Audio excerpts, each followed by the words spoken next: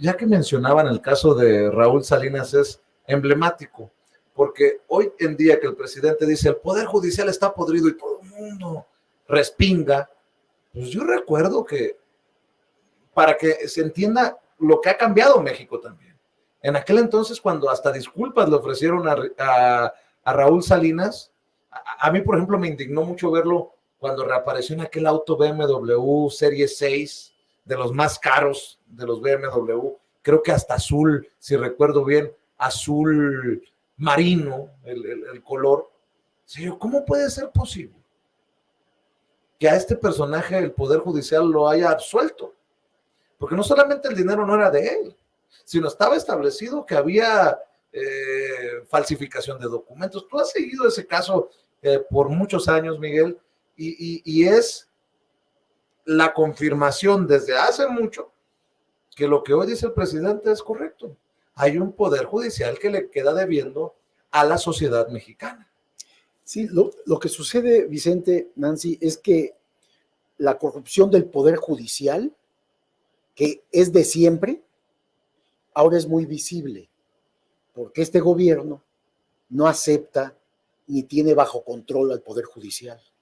Antes, desde Peña Nieto hacia atrás, panistas y priistas en el gobierno tenían bajo control al poder judicial porque se repartían el dinero público, cometían fraudes, corruptelas juntos, iban de la mano en la corrupción. Entonces nadie protestaba. ¿Cómo iban a protestar? Incluida la prensa. La prensa, hasta hace muy pocos años, antes de este gobierno, la prensa no tocaba al Poder Judicial. No había notas, no había investigaciones.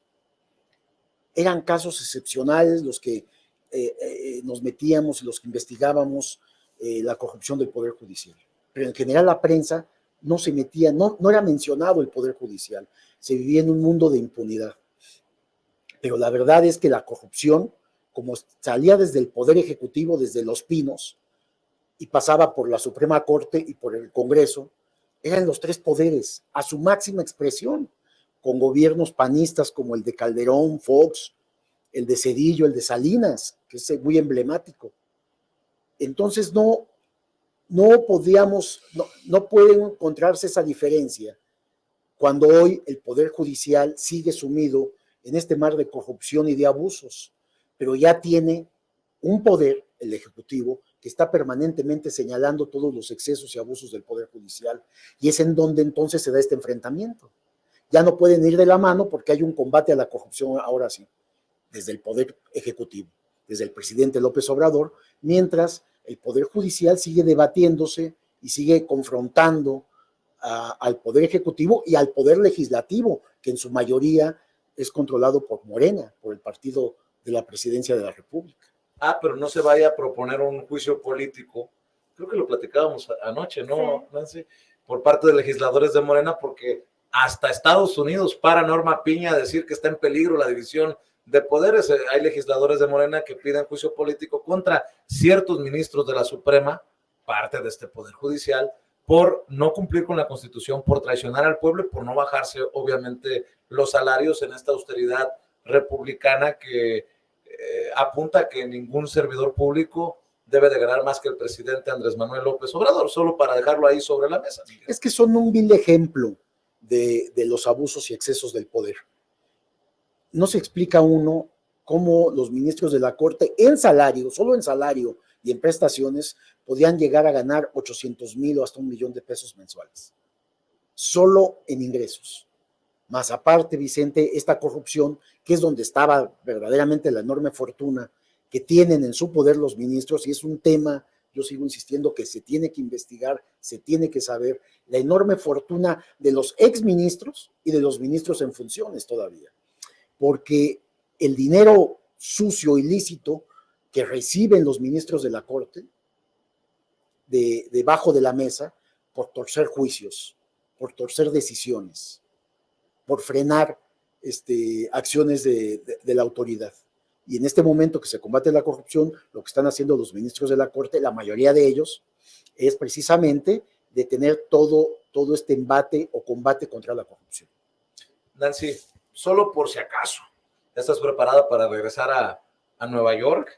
Estoy viendo de colegas en Estados Unidos como Jesús García, corresponsal de La Opinión en Los Ángeles, que el abogado César de Castro entregó al juez Brian Cogan la evidencia adicional que se le estaba solicitando a favor de Genaro García Luna y que podría llevar a un nuevo juicio, de acuerdo al equipo de la defensa.